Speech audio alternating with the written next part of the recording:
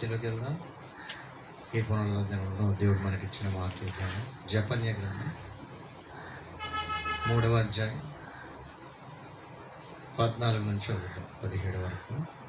జపన్య గ్రంథం అందరు బైబిల్ తీయండి. 774 పేజీ.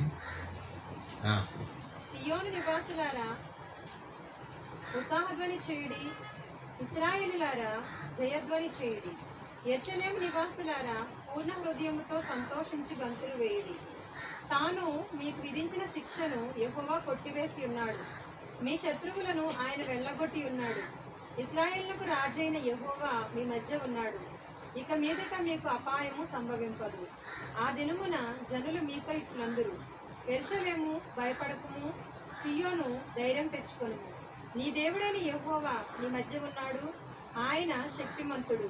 ఆయన శక్తిమంతుడు.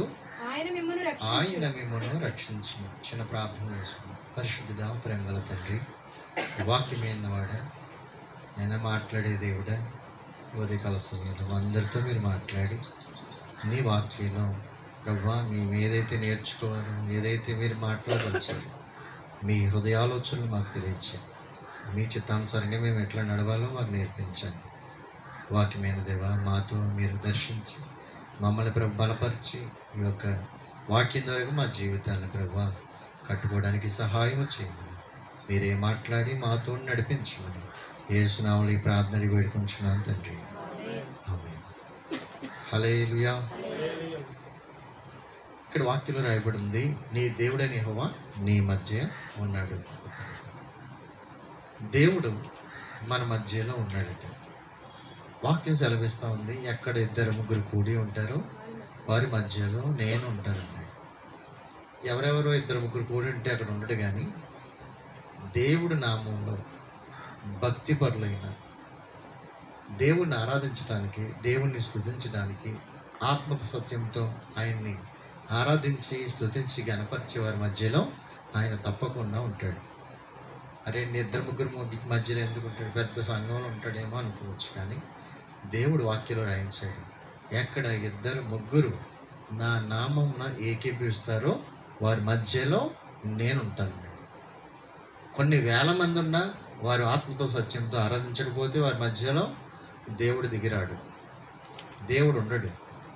ఎవరైతే ఆత్మతో సత్యముతో దేవుణ్ణి, ఆయన నామాన్ని కనపరుస్తున్నారో అక్కడ తప్పకుండా ఆయన ఉంటాడట. వాగ్దానం ఇచ్చిన దేవుడు నమ్మదగిన వాడు. దేవుడు మన మధ్య ఉండటం ఏంటండి? ఆయన ఎవరు? ఎటువంటి దేవుడైనా ఆయన పేరు ఏంటట? సర్వశక్తిమంతుడని రాయబడి. ఆ శక్తిమంతుడైన దేవుడు మన మధ్యలో ఉండటం ఏంటి? మీరందరూ ఒక చోట కూడుకొని దేవుణ్ణి స్తుతిస్తే నేనే వస్తున్నాను కదా. ఒక మనిషిగా ఉండి నా ఆత్మీయ పిల్లలు, దేవుడి పిల్లలు అందరూ కూడుకుని ఉన్నారు అని నేను వస్తున్నాను కదా. దేవుడికి ఇంకెంత ఉంటుంది? నా పిల్లలందరూ నా కోసం ఎదురు చూస్తున్నారు, నా పిల్లల మధ్యలోకి నేను వెళ్ళాలని దేవుడు తప్పకుండా మన మధ్యలోకి ఆయన వస్తాడు. హల్లెలూయా. ఆయన పిల్లల్ని విడిచిపెట్టేవాడు కాదు. ఆయన ఎప్పుడూ కూడా తన పిల్లల వెంటే ఉండేవాడు. ఆయన మన మధ్యలో ఉండే దేవుడు. సమాజంగా ఎప్పుడైతే మనం కూడుకున్నామో తప్పకుండా ఆయన దిగి వస్తాడు. నిన్ను నన్ను చూడడానికి వస్తాడు, నిన్ను నన్ను మాట్లాడడానికి వస్తాడు. ఆదాము అవ్వని దేవుడు చేసుకున్న తర్వాత ఏదైనా తోటలోకి ఏం చేసేవాడు? ఆయన ప్రతి చల్లపూట అని రాయబడి ఉంది, ఆయన దిగి వచ్చి తన పిల్లలతో మాట్లాడే దేవుడిగా మనకు కనపడతాడు. హల్లెలూయా. ఆయన దిగి వచ్చి మాట్లాడేవాడు. ప్రతి చల్లపూట దేవుడు వచ్చి మాట్లాడేవాడు. ఎంత ఇష్టమండి ఆయనకి. తన పిల్లలంటే ఎంత ఆసక్తి. ఆ శక్తిమంతుడైన దేవుడు మన మధ్యలో ఉంటే అక్కడ రాయబడి ఉంది వాక్యంలో, శాపం కానీ, పాపం కానీ, ఏ విధమైన అపాయం కానీ, ఏ విధమైన శత్రువు కానీ ఉండడట. శత్రువుని పాలద్రోలుతాడు, శాప పాపాలను తీసివేస్తాడు. ఇంకా ఆయన తోడై ఉండి తన పిల్లలకి ఆయన కావలసిన ప్రతి అవసరం తీర్చి, ఆయన ఏ ఆపదలో ఉన్న, అపాయంలో ఉన్న తప్పించి రక్షించే దేవుడిగా అక్కడ మనకు కనపడుతున్నాడు. దేవుడు మన మధ్యలోకి దిగి వస్తే మన అపాయాలన్నీ కూడా దాటుకుంటాం, మన అపాయాలన్నీ కూడా తీసివేస్తాయి. మన యొక్క ప్రతి విధమైన అడ్డు ఆటంకాలను తీసివేసి ప్రతి విధమైన శ్రమల గుండా వెళ్తున్న మనల్ని ఆయన కళ్ళారా చూసి మనల్ని శ్రమ నుంచి విడిపించే దేవుడు. ఐగుప్తులోకి తన పిల్లలు శ్రమ పడుతున్నాడని దిగొచ్చారా లేదా? ఆయన దిగివచ్చి తన పిల్లల్ని పాలు తేనెలు ప్రవహించే దేశానికి నడిపించినట్లుగా మనం చూస్తాం.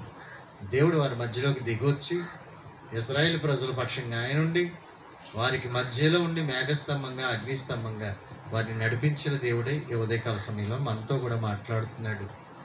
దేవుడు దర్శనమిచ్చి సెలవిచ్చిన వాక్ ఏంటంటే ఆయన మన మధ్య ఉన్నాడు. ఆయన మన మధ్య ఉంటే ఎటువంటి కార్యాలు జరుగుతాయి? ఆయన మాట ఎటువంటిదండి? మాట చేత సమస్తాన్ని సృష్టించిన దేవుడు మన మధ్యలో ఉండటం ఎంత గొప్ప ధన్యత. ఆరిన నేల మీద ఇశ్రాయేలు ప్రజలు నడిపించి నీటిని రాశిగా చేసిన దేవుడు మన మధ్యలో ఉంటే ఎంత గొప్పది. ఎరుకో గోడ కూల్చిన దేవుడు, గాలి సముద్రాన్ని ఆపిన దేవుడు, తన శిష్యులు తుఫాను మధ్యలో ఉన్నప్పుడు వారి మధ్యలో ఉండి వారి తుఫాను ఆఫ్ చేసిన దేవుడు, నోటి మాట చేత ఆపిన దేవుడు, నీళ్లను ద్రాక్షరసంగా మార్చిన దేవుడు, జీవితాలు మార్చిన దేవుడు, సౌలు పౌలుగా మార్చిన దేవుడు మన మధ్యలో ఉంటే ఎంత ఆశీర్వాదం, ఎంత ఉన్నతమైనది. 5 రొట్లు 2 చేపల్ని 5,000 మందికి పంచిన దేవుడు మన మధ్యలో ఉంటే ఎంత గొప్ప ధన్యత. మన జీవితాలు ధన్యమవుతాయి, మన జీవితాలు ఉన్నతమైన కార్యాలు చూడగలుగుతాం. ఆయన మన మధ్యలో ఉండాలంటే మనం ఎలా ఉండాలి? ఆయన మన మధ్యలో ఉంటే ఎటువంటి కార్యాలు జరుగుతాయి అన్నది మనం చూస్తే గనక నీకు ఆశీర్వాదం కలగాలని, నీకు దీవెన కలగాలని, నువ్వు శాపంలో నుంచి బయటికి రావాలని, ఈ లోకంలో నుంచి బయటికి రావాలని, పాప శాపాల నుంచి విడిపించబడాలని దేవుడు ఆయన పరలోకాన్ని విడిచిపెట్టి లోకానికి వచ్చి ఆయన మన మధ్యలో ఉండడానికి ఇష్టపడ్డాడు. ఆయన ప్రయాసపడి భారం మోచుకుంటున్న సమస్యలను నా ఎద్దుకు రండి, నేను మీకు విశ్రాంతిని కలగజేస్తానని నీ మీద అత్యధికమైన ప్రేమ చూపించి నిన్ను తన ప్రాణం కంటే ఎక్కువ ప్రేమించి నిన్ను విడిపించి నడిపించడానికైనా ఈ లోకంలో మన మధ్యకు వచ్చాడు. ఈ ఉదయకాల సమయంలో ఈ ఆరాధనలో, ఈ మందిరంలో మన మధ్య ఆయన ఉన్నాడు. ఆయన కార్యాలు కంటికి కనపడవు, చెవి కినబడవు, మనిషి హృదయానికి గోచరము కావండి. అందుకే దేవుడి వాక్యం చెప్తుంది, ఆయన మీ మధ్యలో ఉన్నాడు కాబట్టి మీరు ఉత్సాహధ్వని చేయండి. హల్లెలూయా. ఉత్సాహధ్వని చేయాలట, సంతోషగానం చేయండి. ఎందుకంటే ఆయన మన మధ్యలో ఉంటే ఎటువంటి కార్యాలు జరుగుతాయి అక్కడ రాశాడు. ఏమేమి రాశారండి? ఆయన మనతో ఉంటేనంట అద్భుతాలు, ఆశ్చర్యకార్యాలు, మేలుకరమైన కార్యాలు. అక్కడ ఇంకా 14వ వాక్యం నుంచి రాయబడ్డది, తాను మీకు ఆ శిష్యుల నుంచి తొలగించాడు, కొట్టివేశాడు, మీ శత్రువులు వెళ్ళగొట్టాడు. ఆయన మీ మధ్యలో ఉన్నాడు, మీకు అపాయము సంభవించదు. ఆయన మిమ్మల్ని రక్షిస్తాడు. చాలా అంశాలు ఉన్నాయి, కానీ ఏదైతే శిక్ష వచ్చిందో ఆదాము దగ్గర నుంచి మనిషి పొరపాటు చేసి దేవుని దగ్గర నుంచి ఏదైతే మహిమ పోగొట్టుకున్నాడో, దేవునికి దూరమైపోయాడో, ఆ యొక్క దూరాన్ని దగ్గర చేయడానికి, ఆ శాపాన్ని తీసివేయడానికి ఈనాడు చాలామంది ఉన్నారు. ఎలా ఉంటారంటే పైకి బాగానే ఉంటారు, నాకేమీ లేదన్నట్టుంటారు, కానీ హృదయంలో చాలా బాధ ఉంటుంది, వేదన ఉంటుంది. వాళ్ళకున్న బాధ కూడా పైకి చెప్పుకోలేని పరిస్థితులు ఉంటాయి. రోగాలు, సమస్యలు, ఇబ్బందులు, ఇరుకులు ఎన్నో ఉంటాయి. కానీ అది మనుషులకు చెప్పుకోలేంత బాధ ఉండొచ్చు. కానీ దేవుడు వాక్యం చెప్తుంది, నీ దేవుడికి సమస్తము తెలుసు. నీ మధ్యలో ఉన్న దేవుడికి హృదయాలోచనలు ఎరిగిన దేవుడు. నీ ముఖాన్ని చూస్తారేమో మనుషులు, కానీ దేవుడు ఏం చూస్తాడట? హృదయాన్ని చూసే దేవుడిగా మనకు కనబడుతున్నాడు. కాబట్టి ఉదయకాలము మనం దేవుని సన్నిధానంలో ఉన్నామంటే దేవునికి మన ప్రతి సమస్య ఆయన మధ్యలో ఉన్నాడు గట్టి మనం చెప్పుకుంటున్నాం.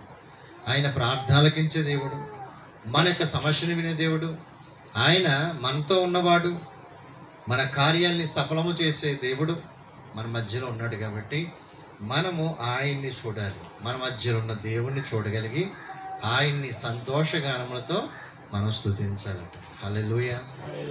ఇప్పుడు ఆయన మన మధ్య ఉన్నాడంటే హల్లెలూయా స్తోత్రం అంటున్నాం, కానీ అసలు ఆయన మన మధ్యలో ఉంటే మనం ఎలా ఉండాలి? మన ఆరాధన సమయం ఏంటి? మనం దేవుని సన్నిధిలో ఎలా ఉండాలి? ఎంత భయభక్తులు కలిగి ఉండాలి? దేవుడు మన మధ్యలో ఉంటే ఎంత క్రమంగా ఉండాలి, ఎంత క్రమశిక్షణగా ఉండాలి. చాలామంది లోపల చూడండి, స్కూల్ ఒక్కసారి టీచర్ బయటికి వెళ్తే చూడండి ఎలా ఉంటారు. ఎప్పుడైనా వెళ్ళారా స్కూల్లోకి? టీచర్ కానీ బయటికి వెళ్ళిందంటే ఎట్లా ఉంటారు తెలుసా? ఒకరినొకరు కొట్టుకోవడం, ఒకరినొకరు అరుచుకోవడం, ఒకరినొకరు బెంచీల కింద వేయటం, మీద వేయటం. కరెక్ట్గా టీచర్ వచ్చి అలా నిలబడితే అసలు ఎప్పుడు కూడా ఇంకేం తెలియనట్టే ఉంటారండి. అమ్మో ఎంత సైలెంట్గా ఉన్నారు వీళ్ళు, అసలు అల్లరి చేస్తారా వీళ్ళు అన్నట్టే ఉంటారు. పిల్లలు కూడా అంతే కదా, అప్పటిదాకా అలా చేసారు, ఇలా ఎంటర్ అవ్వగానే అలా మారారు. ఇంకా పని కూడా చూద్దాం. చాలామంది పనికి వెళ్తూ ఉంటారు, వాండర్లు ఏమని చెప్పు మంచి ఆడుకుంటా పాడుకుంటా. రమేష్ అలా చేయడు, ఆడుతా పాడుతా కరెక్ట్గా వాండర్ అలా ఎంటర్ అవ్వగానే టక టక టక టక అప్పటిదాకా నీళ్ళలో ఉన్న వాళ్ళు ఎండలో చేస్తాం. అంటే మనం దేనికి భయపడుతున్నాం, ఎవరికి భయపడుతున్నాం? అసలు దేవుడు మన మధ్యలో ఉన్నాడనే భయం నీకుందా? మన కుటుంబంలో ఉన్నాడనే భయం ఉందా? మనం భక్తి ఎందుకు చేస్తున్నాం, ఎవరి కోసం చేస్తున్నాం, ఎవరిని మెప్పించడానికి చేస్తున్నాం భక్తి? ఇది చాలా ప్రాముఖ్యమైనది. దేవుడు ఉన్నాడనే స్పర్శ సృహ మనకుంటే దేవుని సన్నిధికి మనము సమయానికే వస్తాం, దేవుణ్ణి ఆరాధించడానికి ముందే ఉంటాం, దేవుణ్ణి గణపరచడానికి మనం ముందే ఉంటాం.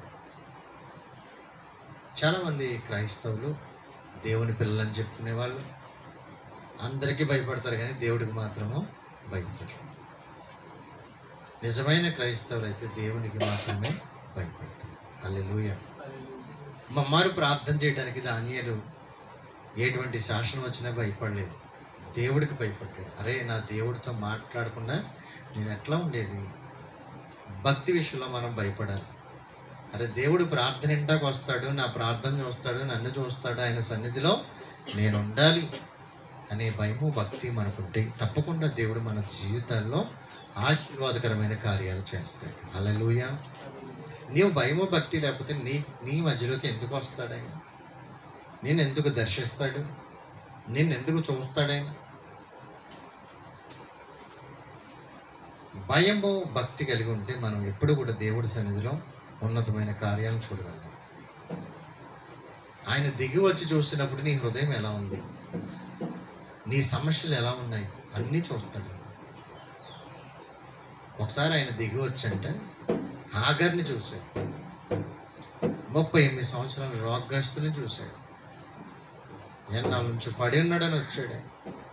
ఆయన నీ మధ్యకు వచ్చినప్పుడు నీ పరిస్థితి ఎట్లా ఉంది, నీ హృదయ వేదనలు ఏంటి? ఆయన వస్తే కనుక నీ దుఃఖం ఏమవుద్దట? సంతోషంగా మార్చబడుతుంది. హల్లెలూయా. నీ దుఃఖ దినములు సమాప్తములు అవుతాయి. ఆయన దిగి వస్తే నీ కార్యాలు సఫలమవుతాయి, ప్రతి ఆటంకాలు తొలగిపోతాయి. నాకు ఏది కలిసి రావట్లేదండి, నా బ్రతికింతేనండి, నేను ఇంతేనండి అని నువ్వు బాధపడాల్సిన పని లేదు. దేవుడు మన మధ్యలోకి దిగి వస్తే ఆయన కార్యాలు నూతనమైన కార్యాలు చేస్తాడు. హల్లెలూయా. మన జీవితంలో ఆయన మీద దృష్టి పెట్టుకొని అసలు మన శిష్యునంతా కొట్టేసిన దేవుడు మనకున్నాడు, మన శిష్యునంతా తీసివేసిన దేవుడు మనకున్నాడు.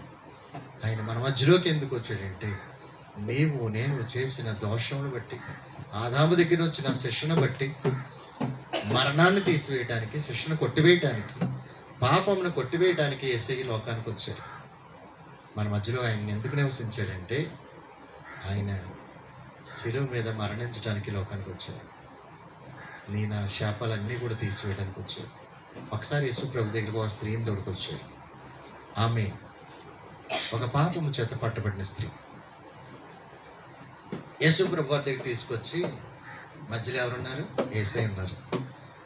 ఆయన దగ్గర తీసుకొచ్చి అక్కడ పెట్టి, ఇదిగో ఈమె పొరపాటు చేసింది కాబట్టి ఈమె ఏం చేయాలి? రాళ్ళు పట్టుకొని కొట్టాలా? అందరూ చేతిలో రాళ్ళు ఉన్నాయి, అందరూ రాళ్ళు యేసు ప్రభు ఆ యొక్క స్త్రీ మీద వేయడానికి యేసు ప్రభుని అడుగుతున్నారు. నువ్వేం చెప్తావో చెప్పాను. యేసయ్య అన్నారు, మీలో పాపం చేయనివాడు మొదటి రాయి వేయండి అన్నాడు. ఆయన అలా చెప్పేసి కింద ఏదో నేల మీద రాస్తున్నాడు. ఈలోగా అప్పుడు వచ్చాడు వేద్దామని, వాడి చరిత్ర అంతా కింద నేల మీద రాయబడుతున్నాడు. నా దేవుడు తల్లి గర్భంలో రూపించక మునిపే నిన్ను ఎరిగి ఉన్న దేవుడే. నీ తలరాత ఏంటో, నువ్వు ఎలా బ్రతుకుతున్నావు అన్నీ కూడా ఆయనకి తెలుసు. కాబట్టి వాడు వెంటనే అక్కడ రాయి కింద పడేసి వెళ్ళిపోయాడు. వచ్చిన ప్రతి ఒక్కరు, చిన్నపిల్లల మొదలుకుని అందరూ కూడా అక్కడి నుంచి వెళ్ళిపోయారు. యేసు ప్రభు అక్కడే మిగిలాడు. అలాగే ఆ పక్కన స్త్రీ మాత్రమే మిగిలేదు. ఆ ఇద్దరు ఉన్నారు. యేసు అడుగుతున్నాడు, అమ్మా నిన్ను వాళ్ళు శిక్షించలేదా అన్నాడు. ఎవరు నన్ను రాయలేదయ్యా, నన్ను శిక్షించలేదంటే, అమ్మ నేను కూడా నీ మీద రాయవేయను, నాకు అధికారం ఉంది, కానీ నేను కూడా నిన్ను నేను శిక్షించడానికి రాలేదు. నశించిన దాన్ని వెతికి రక్షించడానికి ఈ లోకానికి వచ్చాను. నిన్ను రక్షించడానికి మీ మధ్యలోకి వచ్చాను. నిన్ను రక్షించడానికి ఈ లోకానికి వచ్చాను. నిన్ను బలపరచడానికి, నిన్ను ఈ యొక్క లోకంలో సమాధానపరచడానికి నేను వచ్చానని చెప్పి ఆయన రాయి వేయలేదు. చాలామంది ఎవరైనా పొరపాటు చేస్తే ఏలెట్టి చూపించడానికి ముందుంటారు. వాళ్ళ తప్పును ఎత్తి చూపించడానికి ముందుంటారు. వాళ్ళ మీద రాయిలేయడానికి, లేనిపోని నిందలేయడానికి ముందుంటారు.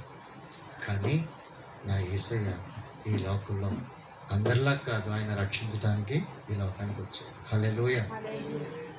ఆ శిష్యను కొట్టివేశాడు. ఆ శిష్యను కొట్టివేసి ఆ కుమార్తెకి ఏమిచ్చాడు? రక్షణ ఇచ్చాడు. హల్లెలూయా. ఆదాము చేసిన పాపం నుంచి, అలాగే మనందరి పాపంలో నేను ఏం చేశాడు? క్షమించి నన్ను మనలందరినీ కూడా వేసే రక్తం చేత కడిగి మనల్ని ఎటువంటి శిక్ష పడాలి? మనల్ని కూడా ఆ శిలువలో ఏలబెట్టి శీలలు కొట్టాలి. అంత శిక్ష మన మీద ఉంది. అంత పాపము, పితరులు చేసిన పాపాలన్నీ కూడా మన మీద ఉన్నాయి. కానీ యేసే ఆ శిక్షను భరించి కాళ్ళలో చేతుల్లో ఆయనే శీలలు కొట్టించుకొని మన కోసం ఆయన ఎటువంటి మరణం పొందాడండి? శిలువ మరణాన్ని, వేదనకరమైన నరకాన్ని పొందాడు. ఏమని చెప్పను కలువరి ప్రేమను, ఎంతని చెప్పను ఆ ప్రేమలోతును. ఏమని చెప్పను కలువరి ప్రేమను, ఎంతని చెప్పను ఆ ప్రేమలోతును. నే పాడలేనంత అది ఆకాశమంత, నే పాడలేనంత అది ఆకాశమంత. నేనోల పాడిన చాలనే చాలదని, నేనోల పాడిన చాలనే చాలదంట. ఏమని చెప్పను కలువరి ప్రేమను, ఎంతని చెప్పను ఆ ప్రేమలో. నీ పాడలేనంత అది ఆకాశమంత, నీ పాడలేనంత అది ఆకాశమంత. వేణోల చాటిన చాలనే చాలదని, వేణోల చాటిన చాలనే చాలదంట. ఏమని పంపను కలువరి ప్రేమను, ఎంతని చెప్పను ఆ ప్రేమలోతును. నా చాలిన ప్రేమ ఎన్నడెన్నడు మారని ప్రేమ, ఏ స్థితికైనా చాలిన ప్రేమ, ఎన్నడెన్నడు మారని ప్రేమ.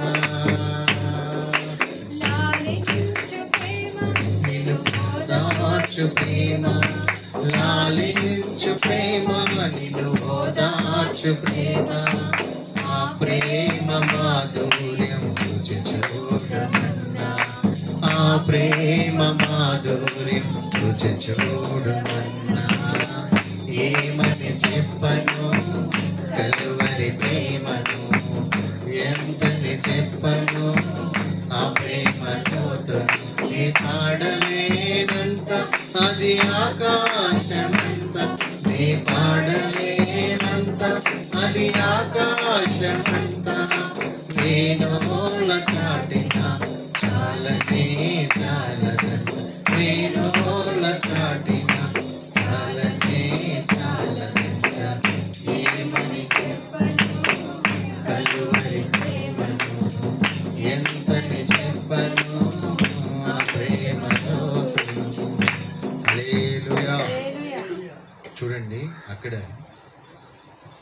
మన యొక్క పాపములన్నీ కూడా పాపరహితుడనేసి పరిశుద్ధుడనేసి ఈ లోకానికి తానే వచ్చి హెబ్రీ 7వ అధ్యాయం 26వ వాక్యంలో రాయబడింది, పవిత్రుడును చదవండి,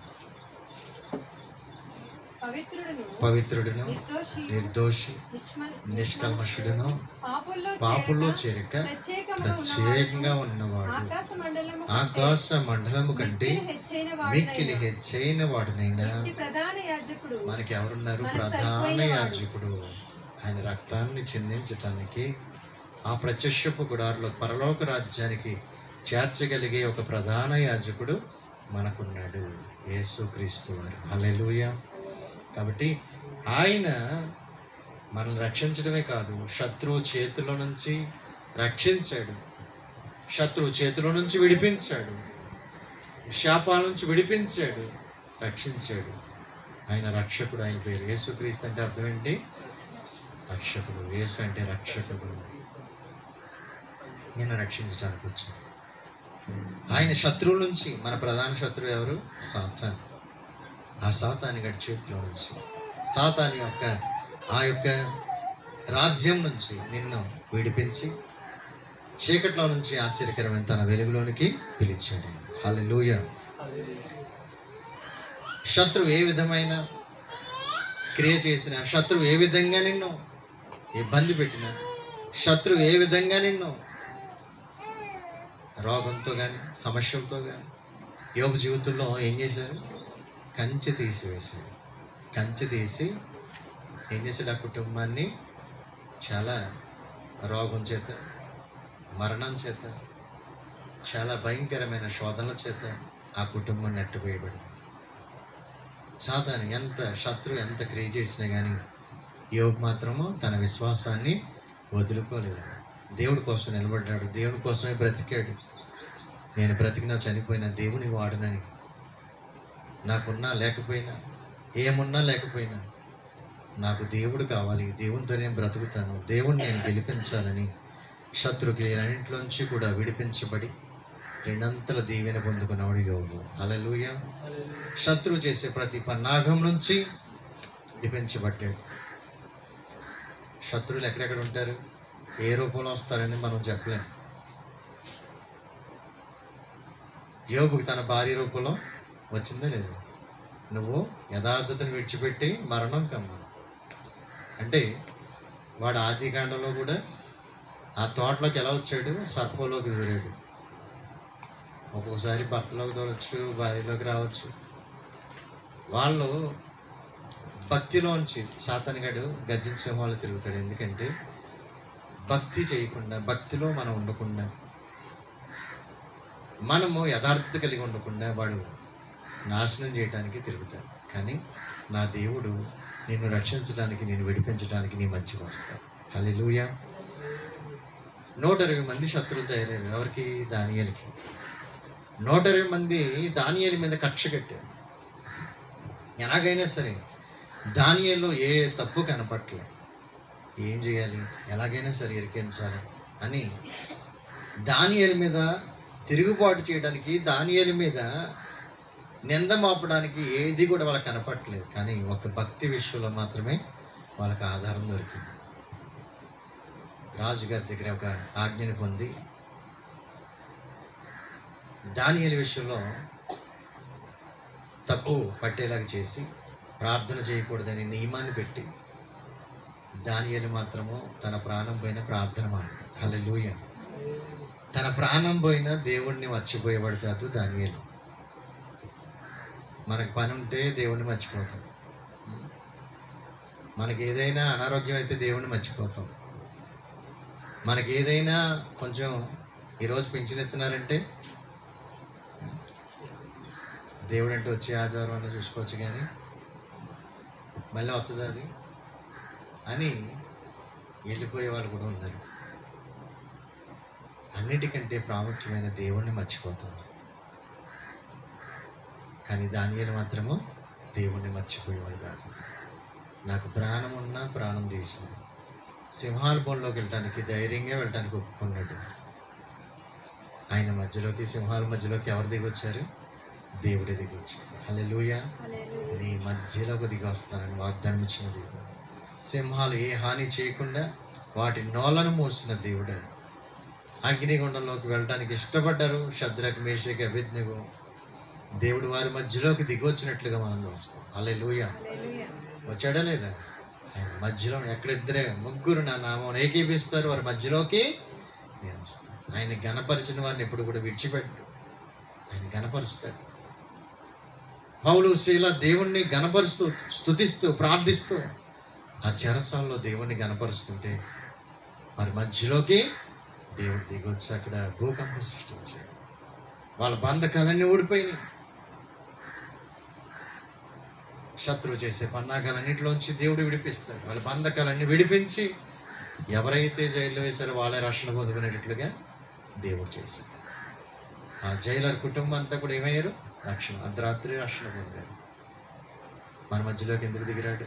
మనకెందుకు కార్యాలు చేయడైనా? మనకెందుకు అద్భుతాలు జరగవు? నమ్మకంగా, యథార్థంగా దేవుని గణపరిచిన బిడ్డలు ఎప్పుడు కూడా దేవుడు విడిచిపెట్టేవాడు. ఆ దేవుడినే మనం నమ్ముకున్నాం. దానియేలు దేవుడినే మనం నమ్ముకున్నాం. ఈ శత్రువు ఎంత గొప్పవాడైనా సరే దానియేలుని దేవుడు ఏం చేశాడు? గొప్పగా చేశాడు. ఆయన దిగొచ్చాడు అంతే. యుద్ధం యెహోవాదే అనగానే దేవుడు వాళ్ళ మధ్యలోకి దిగొచ్చాడు, యుద్ధం చేశాడు. శత్రువు అయిన హామాను మొర్దెకైని చంపాలని, యూదులందరినీ చంపాలని శాసనం పుట్టించినప్పుడు అద్భుతం చేశాడు దేవుడు. హల్లెలూయా. దేవుడు శత్రువుని విడిపించినప్పుడు, శత్రువు నుంచి మనల్ని విడిపించినప్పుడు దేవునికి అక్కడ అంటాడు వాక్యంలో స్తుతిగానం చేయాలి, జయధ్వనం చేయాలి. ఆ మొర్దెకై, ఆ కుటుంబం ఏం చేశారండి? రాణి అయిన ఎస్తేరు కూడా, తన దగ్గర ఉన్న చెలికత్తెలందరూ కూడా ఏం చేశారట? ఉపవాసం ఉండి ప్రార్థన చేయటం. ఆ మందిరంలో, సమాజ మందిరంలో దేవుని గణపరిచినప్పుడు దేవుడు అద్భుతం చేసి వారి యొక్క మరణ శాసనాన్ని మార్చేసిన దేవుడు. హల్లెలూయా, హల్లెలూయా. దేవుణ్ణి ఎందుకు గణపరచాలి, ఎందుకు స్తుతించాలి, ఎందుకు మహింపరచాలంటే అక్కడ రాయబడి ఉంది, ఆయన మీ మధ్యలో ఉన్నాడు, ఆయన మీ శిక్షను కొట్టివేశాడు, ఆయన అపాయం రాకుండా కాపాడాడు, శత్రువు క్రియ నుంచి శత్రువునే వెళ్ళగొట్టాడు ఆయన. అందుకు మీరు ఏం చేయాలట? ఉత్సాహధ్వని చేయాలి. హల్లెలూయా. శుభవేళ స్తోత్ర బలి తండ్రి దేవా నీకేనయ్యా ఆరాధన, స్తోత్ర బలి తండ్రి దేవా నీకేనయ్యా, తండ్రి దేవా నీకేనయ్యా, తండ్రి దేవా నీకేనయ్యా. శుభవేళ స్తోత్ర బలి తండ్రి దేవా నీకేనయ్యా ఆరాధన, స్తోత్ర బలి తండ్రి దేవా నీకేనయ్యా. ఎల్ షదై, ఎల్ షదై సర్వశక్తివంతుడా, ఎల్ షదై, ఎల్ షదై సర్వశక్తివంతుడా, సర్వశక్తివంతుడా, ఎల్ షదై, ఎల్ షదై సర్వశక్తివంతుడా, ఎల్ షదై, ఎల్ షదై.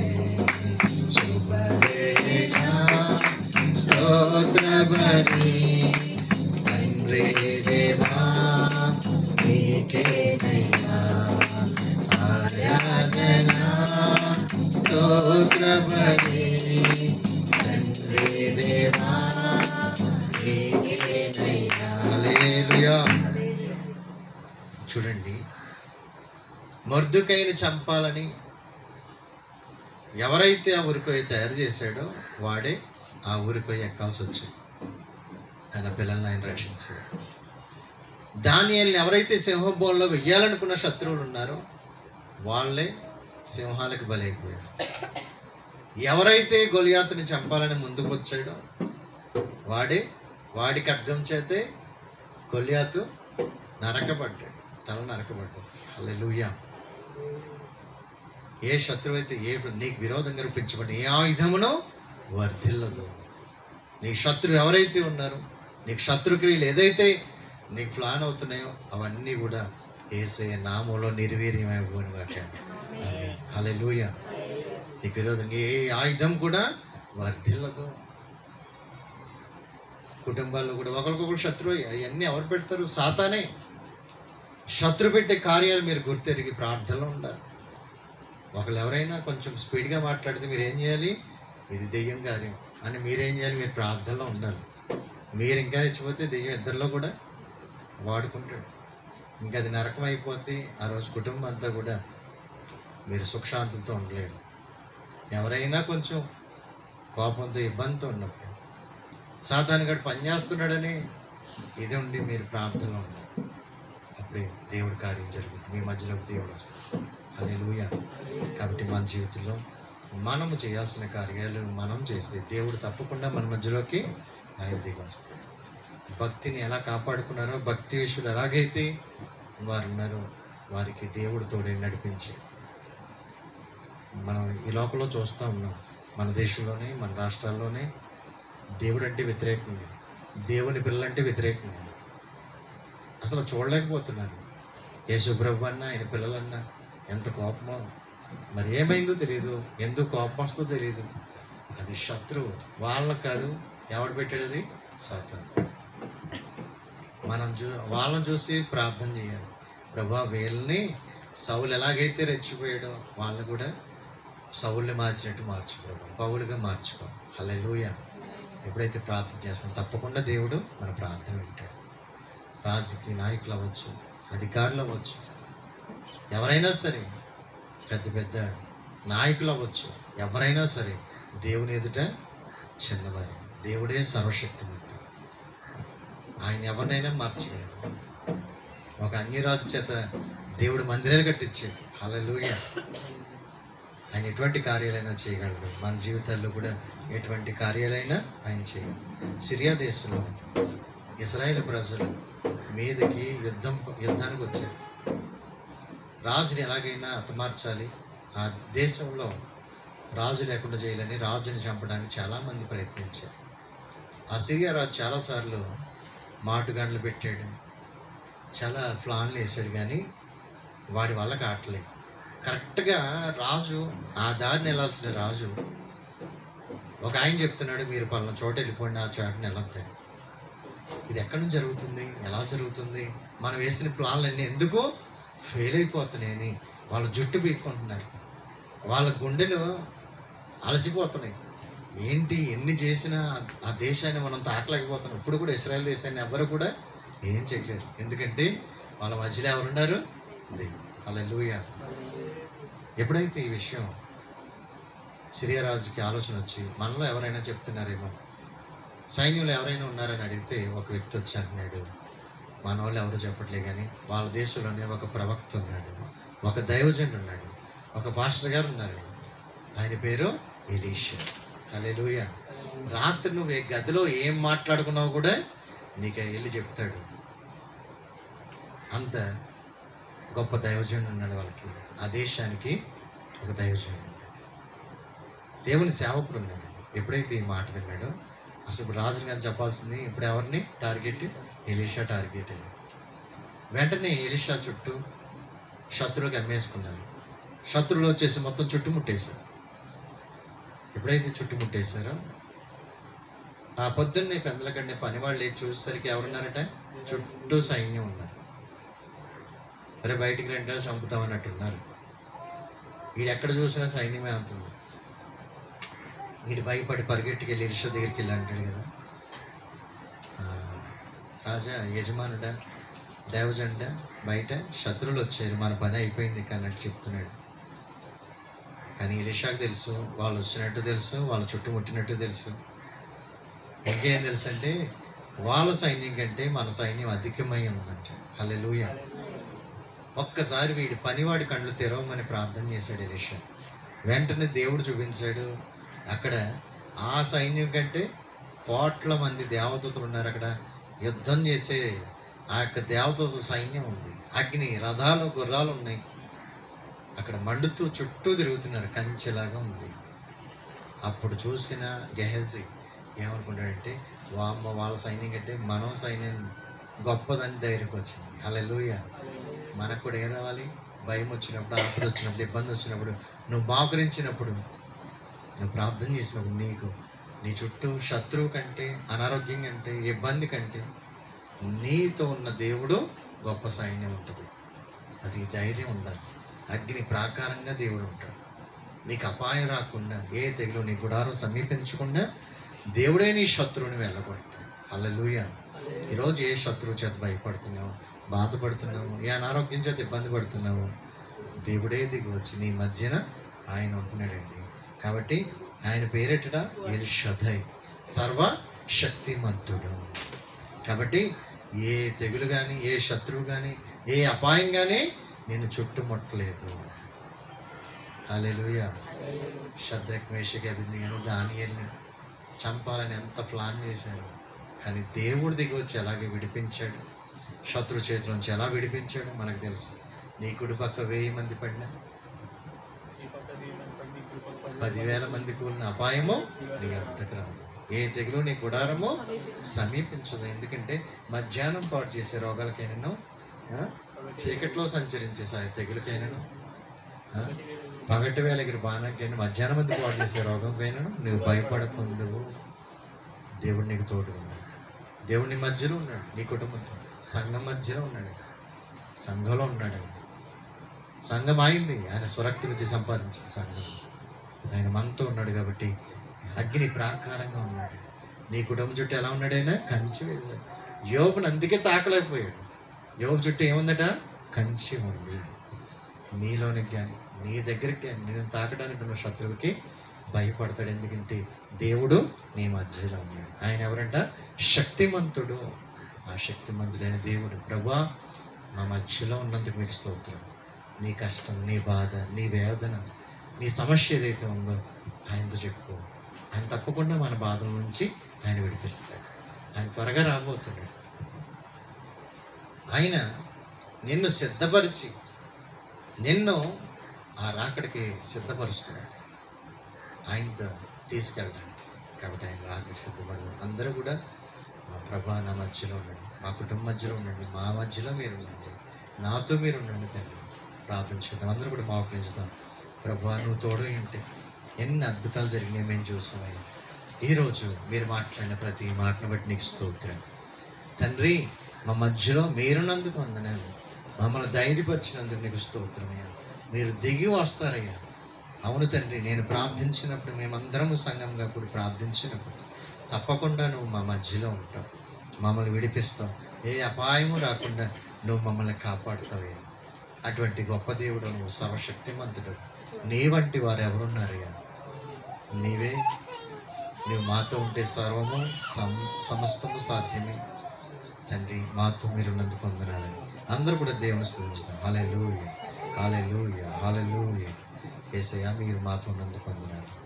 ఇక్కడ కూడా తోడుగా నడిపించు. యేసు నామములో అడుగుతున్నాం తండ్రి. ఆమేన్.